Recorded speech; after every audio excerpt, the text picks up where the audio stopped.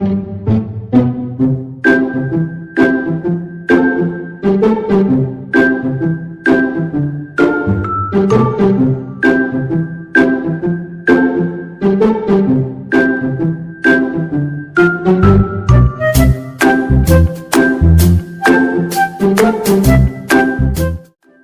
রামদাস, চললি কোথায়?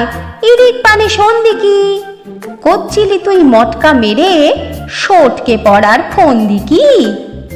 এমনিতে তো আমায় দেখে চুপটি করে পালিয়ে যাস, কিন্তু ঠেকায় পড়িস যখন ঘ্যান ঘেনিয়ে জ্বালিয়ে খাস। যা হোক, বাজার যাচ্ছিলি কি? শোন তাহলে দুদণ্ড। বড়োর কথায় কান দিবি নে, এতই তোরা পাষণ্ড। বাজার যদি যাবি তবে না হয় আমার জন্য ওই কালু ময়রার দোকান থেকে আনিস 200 মিষ্টি দই, গোটা 4 রাজভোগ আর গোটা 5 সরভাজা, রসকদম্ব গুটি কয়েক, হয় যেন বেশ তরতাজা, তালশাঁস আর ক্ষীরের পুলি, কুলিয়ে যাবে খান্তি নেই। একটুতেই তো ভুলিস তোরা, বুঝিয়ে তোদের শান্তি নেই।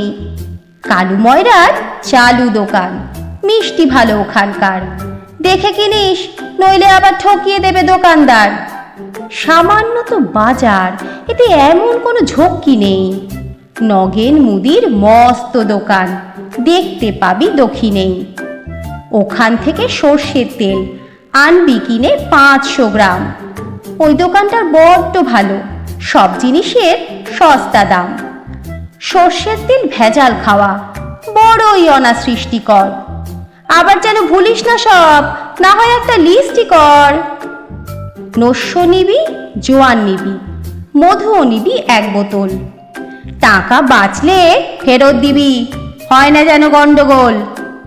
ওই যা, ভুলেই গিয়েছিলাম, কালুর দোকান চিনিস তো?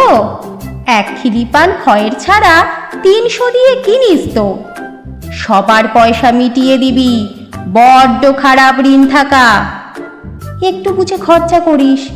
এই নে, দিলুম 3 টাকা।